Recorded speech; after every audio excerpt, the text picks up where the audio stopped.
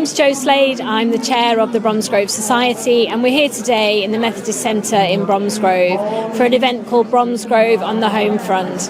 It's been organised by our Vice Chairman Pat Tansell, and she's brought together lots of local organisations who have got artefacts and memorabilia and knickknacks from the wartime. Hi, so I'm Sam, Chair of Bromsgrove District Council, here for an absolutely fantastic event here for Bromsgrove on the Home Front. Great way to see lots of local history and knowledge with a wide range of subjects. So very grateful to be invited, and I hope everybody has a great time here today. My name's Chris Nesbitt from Bromsgrove Society, part of the local history group. And we have a display today, Dig for Victory. Because of the shortage of food at the beginning of the Second World War, it was encouraged that people dig up any land that they have and grow vegetables for food. And we also have a display about make, do and mend, because clothes and buying anything was very, very limited. So nothing got thrown away and things got re-sewn into different items of clothing. I am dressed as a Land Army girl. It was encouraged to help farmers because farmers were short-handed. The men had gone off to the war. So the Land Army helped grow all the food. And I have a badge, which was the local badge from Bromsgrove. My name's Steve Cashmore, and this is my wife, Kathy Cashmore. And we've been interested in the World War II period for many years now. And this is just a general display of air raid precaution or ARP equipment. We've got the gas mask, the warning bell, the handbell, the gas rattle, and there's an example of a copy of an incendiary bomb. We also have an example of a child's gas mask, known as the Mickey Mouse gas mask. Thousands of these were issued, but fortunately never needed because we were never subject to gas attacks. My name's Kathy Cashmore. I've got a very strong interest in World War II. I was brought up as an army brat. My father served at Dunkirk and also D-Day. But my side is more to do with the ladies' things. When ladies had their stockings, their silk stockings, and they got a ladder, it was a bit of a disaster. So you would get this little gadget, the stocking would go on there, and the ladder would be down there, and then with this tiny little crocheting hook, you would crochet up with silk, some silks, and that would repair your ladder. This is quite an interesting little mushroom. These were used to darn your socks. But this is a particularly nice one because it's made of Bakelite, and in the end it has a little bulb. So if the air raid siren went and you had to go down to the shelter, you could still continue to do your darning.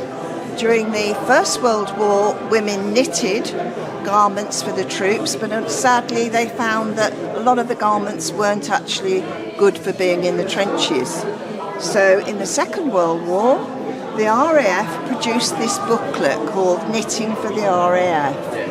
This had all the particular patterns that they wanted you to knit. You were supplied with coupons to get your wool, and when you knitted so many garments, you were awarded this little comforts badge, and that could be displayed on your coat to just show what you were doing for the war effort.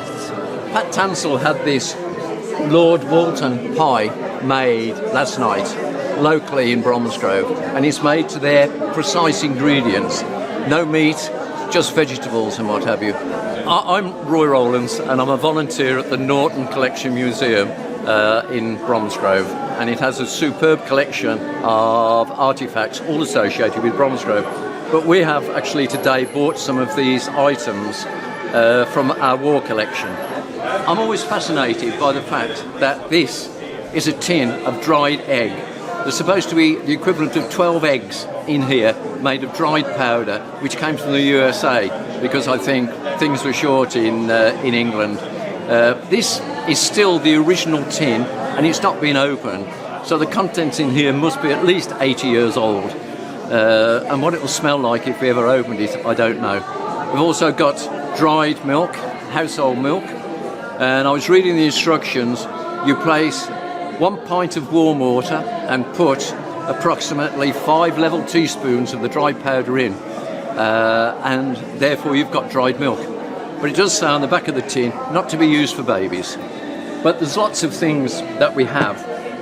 Gas masks, water bottles, buttons which were made in Bromsgrove, bicycle lamp with its guard on. This is our museum. You can see all the gorgeous things that we have inside the museum. Plus the fact is, if you come on a Friday afternoon, I'm volunteering. My name is Bob Pooler. I look after the West Mercia Police Museum. We brought along today some of our artefacts, some of them to do with the Second World War. This is an interesting item which was used to focus light. It was fixed to a pennant light, focused light onto work that was being carried out on a table. So it avoided a spread of light during blackouts. This is a typical gas mask that was carried in a wallet like this during the war. Anyone who didn't have a gas mask with them during the war would be fined. This is a Moriarty, which is a book that was used by police officers right into the 1960s. This particular one is a wartime edition, so all the additional regulations and legislation that came out during the war is contained in this book. This is a photograph of the police officers towards the end of the war that were based at Bromsgrove, the Bromsgrove division, and around Bromsgrove. During the war there was a murder of a lady called Florrie Porter, and it was believed that she was murdered by an American soldier.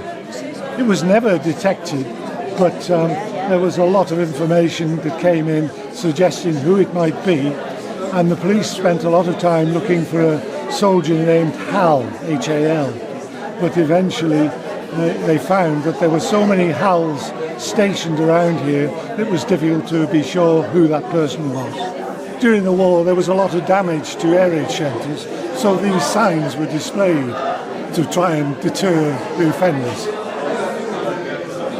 Hello, I'm Pat Tansell, Vice Chair of the Bromsgrove Society, and I'm very much involved in local history in Bromsgrove, and I like to tell stories that haven't been told or are not so well known. On this table here we have some information about the GIs who married local women. There were 4 weddings in the space of 1 year at All Saints Church between people who were stationed at the American hospital in Bromsgrove. Another story that isn't well known is that in 1941 firemen were going to Stourbridge on a training exercise, and as they were coming out of Broad Street into Stourbridge Road, their vehicle crashed. The firemen were all thrown out onto the road.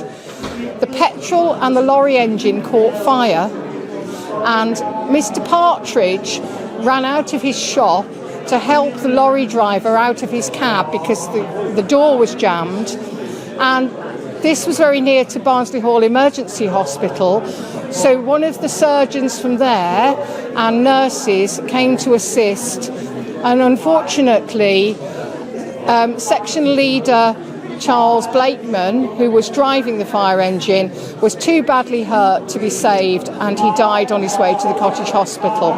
It's also important to remember the role of children on the home front. We're particularly lucky in Bromsgrove to have a set of photographs which belong to the Evergreen Scouts. That's now 3rd Bromsgrove Scouts and Cubs. They photographed themselves helping to salvage, collecting, packaging and dispatching waste paper. David Allington I am, and this is a collection of Keith Woodfield made. He worked at Longridge for 30 years and I worked for 28 years. And we used to go around the car shows taking these books. It's all about the world at Longridge. It's the car that saved the company, the Austin 7, because they were going bankrupt. That's about the ladies, what the women did, jerry cans and things like that. My name's Sandra Taylor and I'm the researcher and administrator of the website rememberthefallen.co.uk. I started researching war memorials in 1999 for the Imperial War Museum. Found out that The stories weren't being told, they were names on stone, which I thought was extremely sad. So I set about researching them. In 2008, I discovered one of my war memorials. The names were gone, virtually. So I stupidly stuck my head over the parapet and decided that I would get involved in getting it restored. Started as a hobby. It's now got 699 war memorials, mostly Worcestershire. 1,400 nurses, which I've added recently in the last couple of years because I was a nurse and I found a lot of women are not on war memorials. So the exhibition I have here today, although it does relate to World War II, there's also an element about nurses. So at the end I've got a World War II nurses uniform, original. Behind me I've got a World War II wedding dress. This belonged to one of my family members who they brought their wedding forward. It was supposed to be December 1939 and they brought it forward because he was called up and went off to war. He did come home. So I'm a volunteer at Avon Museum, and this is a sort of exhibition which we trot out mainly for school parties when they come up when they're studying World War II. It's really a lot of evacuee stuff that we found in a cupboard, and I used to teach English, so I got the books as well about the children in the World War II, like Carrie's War, Goodnight Mr. Tom. There'll always be an England while there's a busy street. Wherever there's a turning wheel, a million marching feet.